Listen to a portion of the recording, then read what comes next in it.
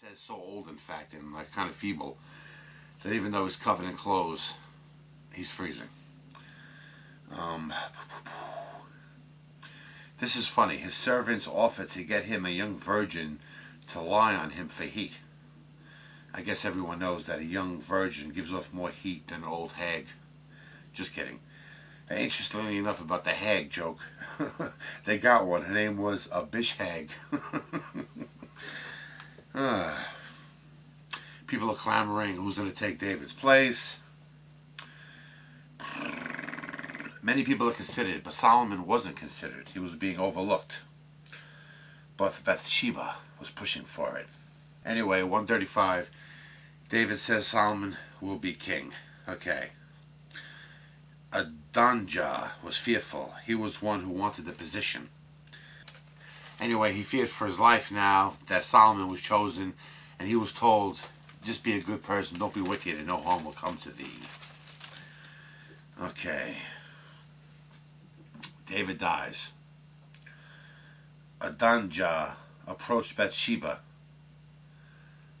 and she said, are you like friend or foe? You know, in not those words, but so many words. Acted like he was being friendly. He wanted to talk to her. He wanted to marry that woman, Abishag, as his wife. He wanted Abishag as his.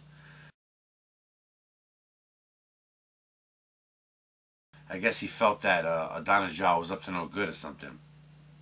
Solomon was very good initially, supposedly. There was an interesting story that everybody knows, that the one woman's child died, and she tried to claim the other one was his, so the case was hers. So they brought the case before Solomon. And, you know, he heard the case and everything, and then he said, okay, bring me a sword, we'll cut the kid in half, and you each get half. So I can't decide what's fair. So one of the women was like, you know, yeah, if that's your decision, fine. And then the other one said, no, like, I'd rather give the baby away than, you know, see it killed like that. So Solomon said, you are the mother, because the other one, you know, said cut it in half. So that's an interesting story. He was supposed to be like, that made him like famous, that story. Like he was wise and all that. He did good deeds. He got more and more powerful. It says in 6, Solomon's temple was built. They give a lot of description here as to, you know, the making of it. It took 11 years to build. So we can deduce from that it must have been union workers. He also built a country house, and everything he built was opulent, like top of the line stuff, you know, like nothing cheap about it. That's weird. Is that the first mention of like a country house type thing, of a person living in 2 residences?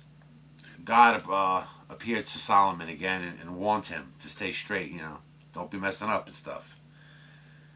Then there was this woman, the Queen of Sheba. The Queen of Sheba. She wanted to meet the great King Solomon. She came with tons of camels, gold, you know, an entourage.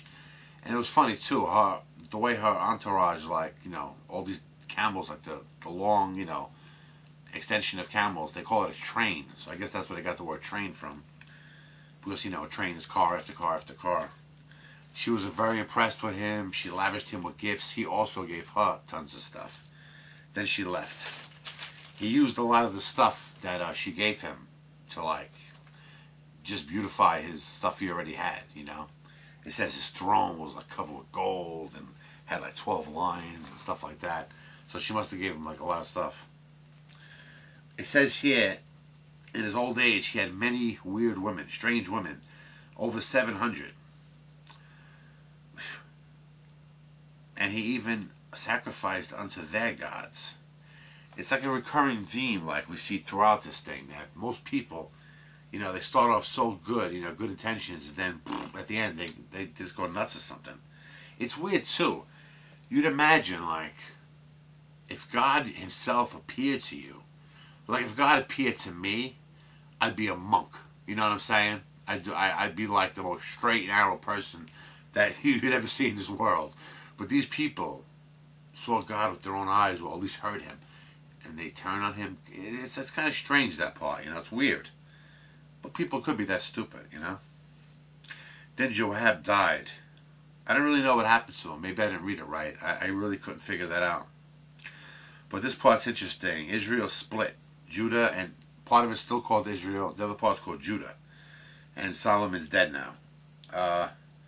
Rehoboam was the first king of Judah. Rehoboam, that's it. Rehoboam, the first king of Judah, and Jeroboam is the king in Israel. But they were wicked. People were bad. It mentions Elijah. He was helping them out. I guess he's mentioned in the next book too. Anyway, Ahab, Jezebel, lots of disorder and change. Like it mentions new kings and stuff coming on, but it's like, then a paragraph later that somebody knew that. Look, Ahab was slain. Jehoshaphat now took over Judah. He made peace with Israel. Then Jehoshaphat dead. His son Jehoram takes over. And Ahazarah, Ahib's son, takes over in Israel. They're no good though. They're evil, wicked people. Ends as usual. People are idiots. And I'm looking forward to the next book. See ya.